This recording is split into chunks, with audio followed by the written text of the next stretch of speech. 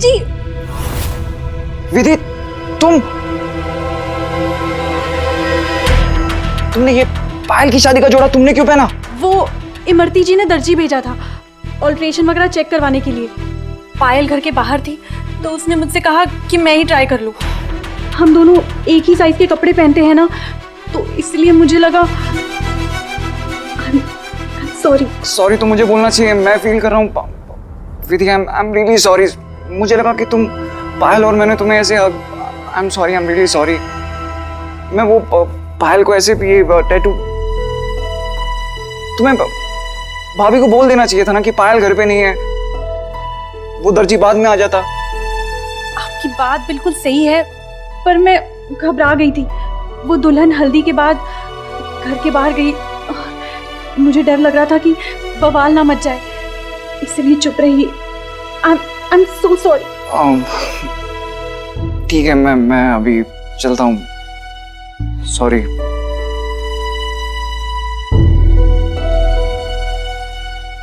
पायल, तू मुझसे क्या क्या करवाती है?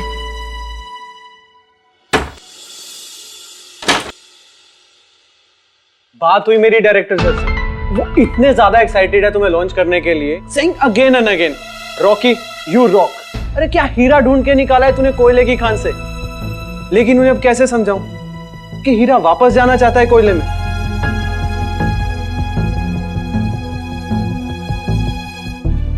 ये देखो न्यू कमर्स अवार्ड, पिछले 5 साल के जितने भी एक्टर्स को मिला है उन्हें रॉकी ने ढूंढा है, बट यू डिसअपॉइंटिंग नहीं। मुझे लगा कि तुम में वो स्पार्क है, तुम वो लड़की हो जो स्काइज को टच करना चाहती, लेकिन नहीं, तुम उन लड़कियों में से हो जो शादी करके अपना घर बसाना चाहती। पता है, तुम एक बड़ी बॉलीवुड स्टार बन सकती थी, सब कुछ होता तुम्हारे पास, पैसा, बंगला, गाड़ी।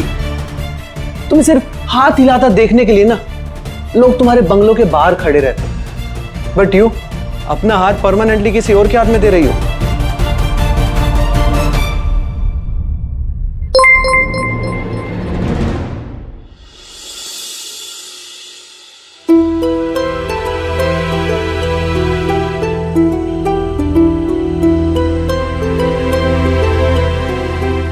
अरे डायरेक्टर सर का मैसेज आया, रणवीर कपूर से बात हो गई है और उन्होंने तुम्हारा ऑडिशन देखा, बहुत अच्छा लगा यार उन्हें।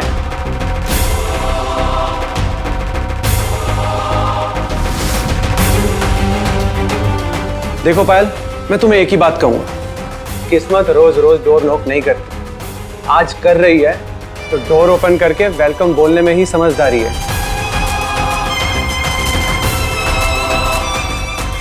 ये लो पायल, कॉन्ट्रैक्ट साइन कर लो और किस्मत को वेलकम करो। सोच क्या रही हो, करो।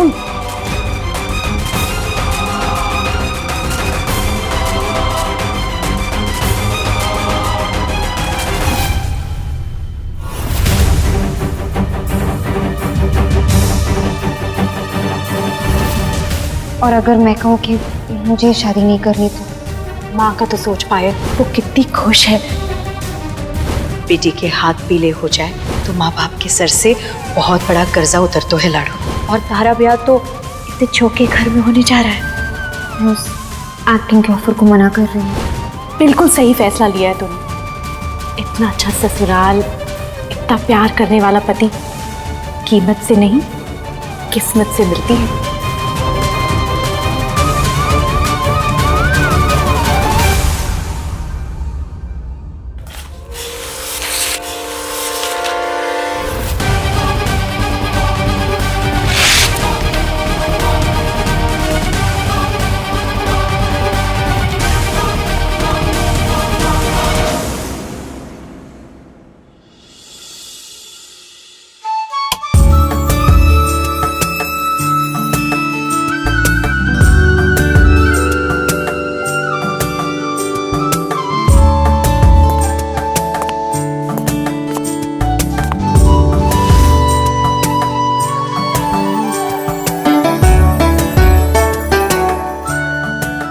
दीदू, ये सब क्या है? दीदू? दीदू कौन? कहाँ? अरे दिस इज वेद, वेद कोठारी, तुम्हारा होने वाला पति। तो आओ। I love you Payal, I love you very much. अरे जब से तुम्हें देखा है ना, आंखों की नींद उड़ गई है, दिल का चैन खो गया। थी तो तुम्हारे ख्वाबों के सितारों से मेरा आसमान चमकता है। छा गई तुम विधि, वाह क्या बात है, अच्छा लगा? बहुत बढ़िया, अमेजिंग। दी तो वेद जी, सॉरी वेद जी, सुबह वाले इंसिडेंट के लिए, पर आशा करती हूँ इस परफॉर्मेंस के बाद तो आप मुझे माफ कर दोगे। आशा करने की जरूरत नहीं है, मैंने तुम्हें माफ कर दिया और ख्वाब के सितारों वाली लाइन के लिए एक्स्ट्रा नंबर भी दिए तुम्हें। मजा आ गया, टीचर को नंबर। पर अभी भी कार्यक्रम बाकी है, 1 मिनट देखते रहना।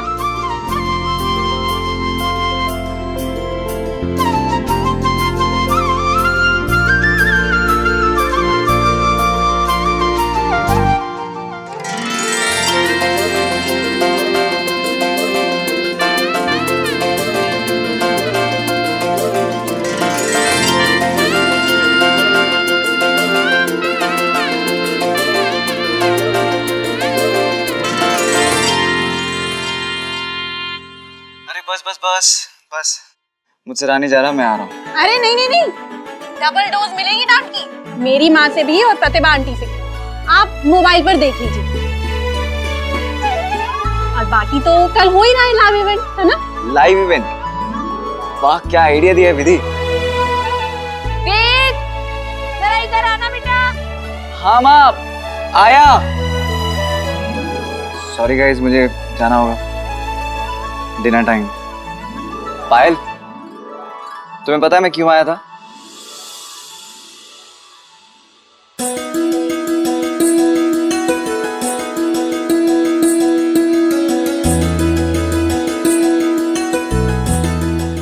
ये दिखाने के लिए।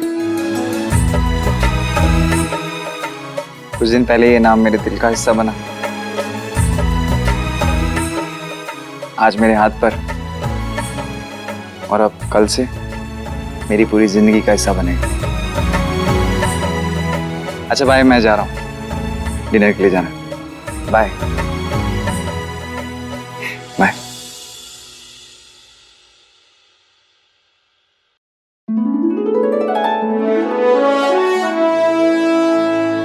जब तू छोटी थी ना, तो मेरी शादी की बात सुनकर ही माँ को कहती थी कि मैं दीदू को शादी करके कभी नहीं जाने दूंगी। और मैं हंसकर कहती थी कि शादी तो खुशी की बात होती है। पर अब जब तेरी शादी हो रही है ना, तो समझ में आ रहा है कि डोली में सिर्फ बेटी विदा नहीं होती, एक दिल का टुकड़ा भी विदा हो जाता है।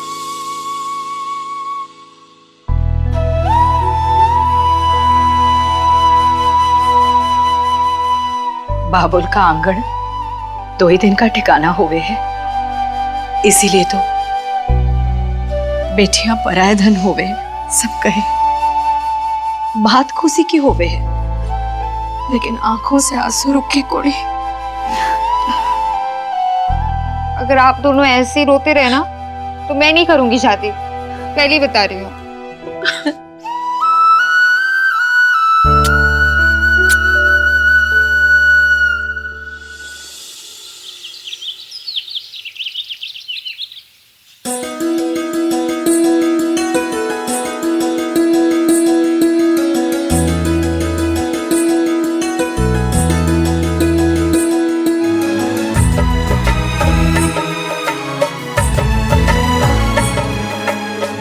ये कुआं भोजन के रस्मों में क्या होता है काकी? आराम से समझ आवे कौन है।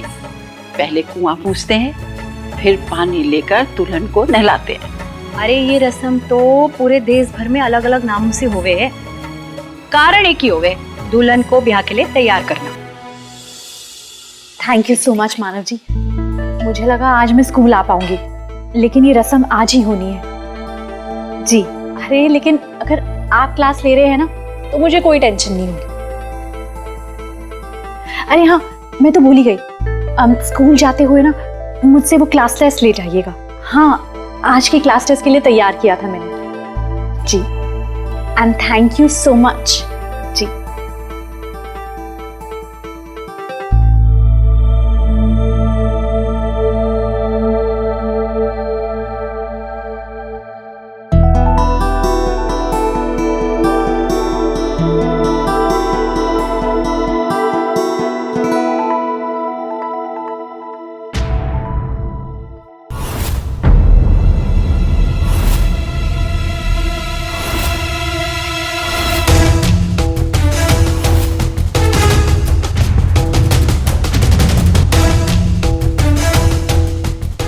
ये रस्म कुंवारी बहन करती है। हाँ काकी, इसलिए तो मैं कुंवारी जरूर हो लेकिन दुल्हन से बड़ी हो। अब कुंवारी बहन, वो भी बड़ी, जब घर में बैठी रहती है ना तो उसे मनहूस कहते हैं।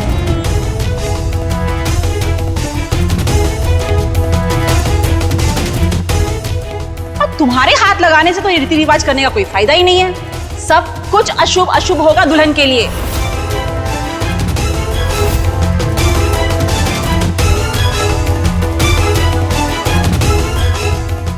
अशुभ कैसे होगा काकी?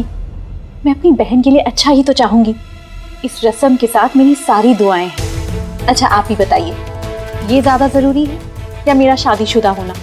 सबसे बड़ी बात है परंपरा का मान देना। पर ये बात आजकल के तुम जैसे बच्चों की समझ में तो आने वाली है नहीं। और तुम्हारा तो इस रिवाज में आना भी अशुभ है।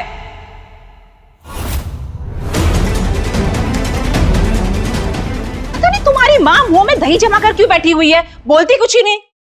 ना विधि पायल से ज्यादा बड़ी कौन है? और पहले इसका ब्याह इसलिए ना करायो क्योंकि इसे आईएएस की परीक्षा देनी है ना। एक बार इसका आईएएस पूरी कर ले, फिर तुरंत इसके हाथ पीले करवा दूं। इसमें अड़चन कौन है? आंख बंद करने से अड़चन दूर होवे कौनी। और सबसे बड़ी अड़चन है थारी छोरी का पाँव। इसीलिए तो रिश्ते नहीं मिल रहे कोई ढंग के।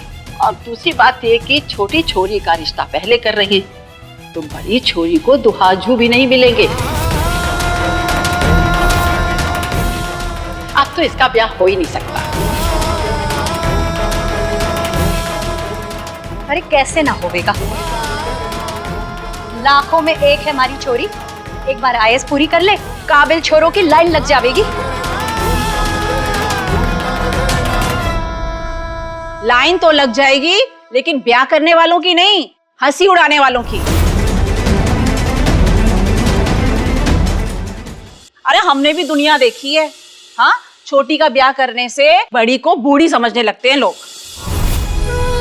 अरे आजकल ये सब ना हो गए, पुरानी बातें हैं ये सब। अपने मुंह से अशुभ बातें बंद कर। मेरा मुंह बंद मत करवाओ, लिखवा कर ले लो। तुम्हारी बेटी का ना ब्याह होने वाला नहीं है इस जन्म में, और बुलावे में रहना है ना तुम रहो आराम से।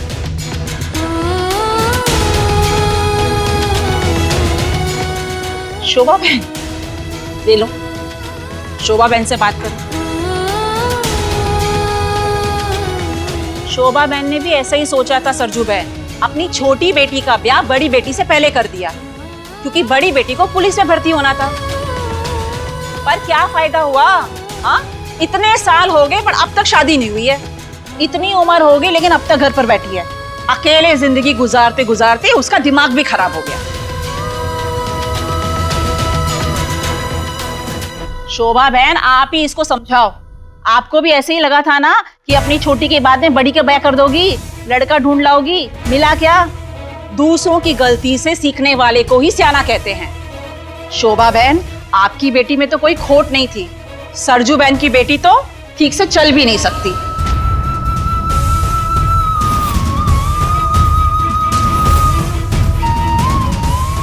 मैं गलत थी सूरजमुखी, जो अपनी बेटी की बातों में आ गई। समय रहते मैंने उसका ब्याह नहीं किया और देखो अब तक कुंवारी बैठी हुई है। रात दिन मुझे उसकी चिंता खाई जाती है और हमारे मरने के बाद पता नहीं उसे कौन संभालेगा। न घर, न पति, न बच्चे। तुम ऐसी गलती मत करना सूरजमुखी। अरे गलती तो ये पहले ही कर चुकी हैं। छोटी छोरी का कर दिया है रिश्ता, अब कहाँ से लाएंगी बड़ी छोरी का दूल्हा?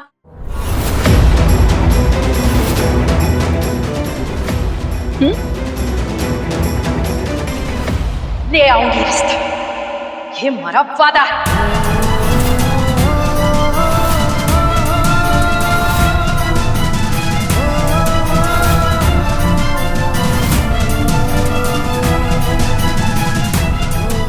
पायल का ब्याह करवाने से पहले विधि का ब्याह करवाऊंगी।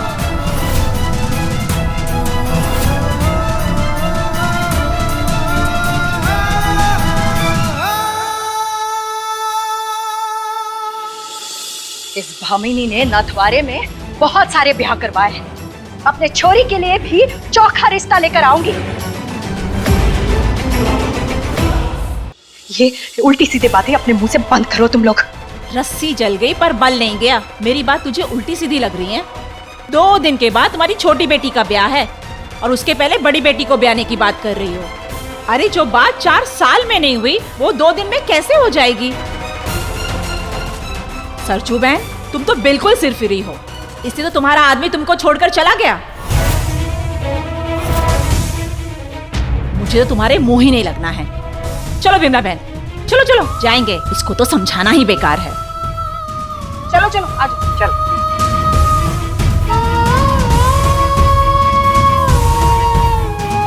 सूरजमुखी, मैं श्रीनाथ जी से प्रार्थना करूंगी तुमने जो बोला है वो सच हो जाए, वरना समाज में तुम्हारी बची कुची इज्जत भी चली जाएगी।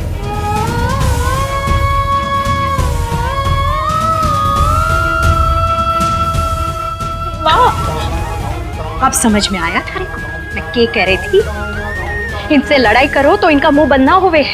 इनके बताए हुए कायदे पर चलो तब ये चुप होवे, वरना इनके मुंह से जहर उगले है। अमृत को नहीं।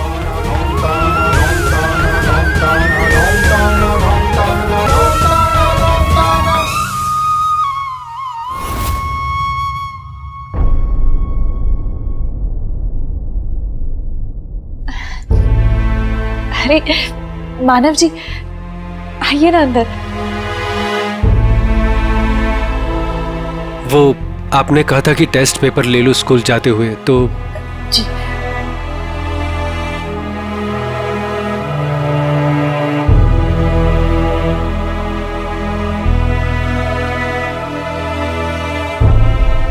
अपना ख्याल रखिएगा।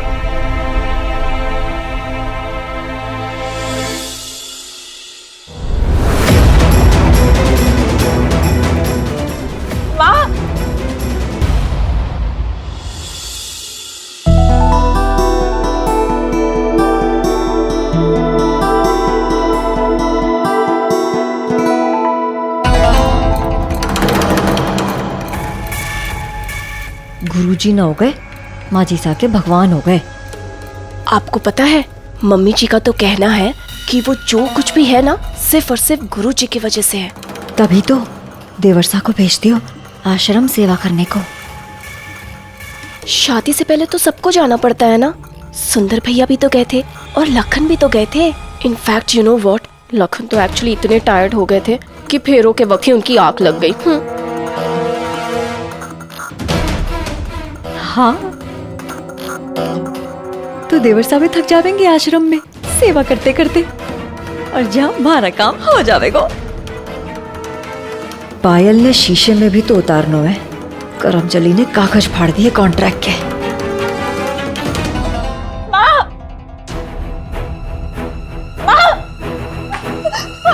ये क्या कर रही है आप? माँ, माँ ये क्या कर रही है? क्या कर रही है? सारी बातों में मारे को आना ही नहीं चाहिए था। पायल और बेजी के ब्याह के लिए मंजूरी देनी नहीं थी। सबसे पहले थारा ब्याह करवाना था, थारा।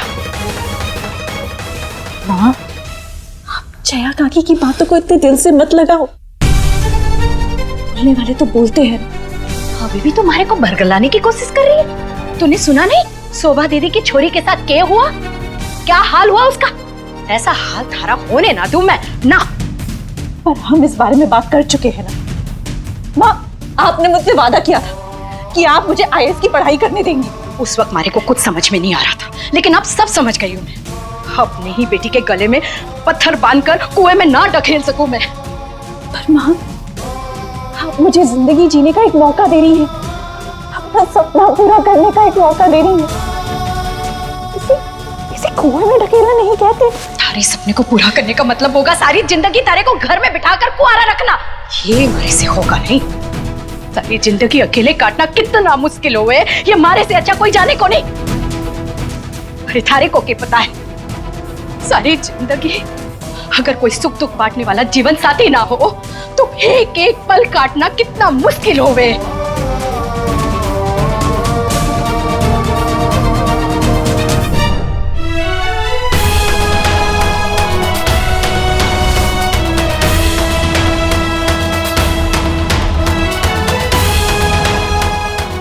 नमस्ते शर्मा जी, विधि के रिश्ते की बात करनी थी आपसे।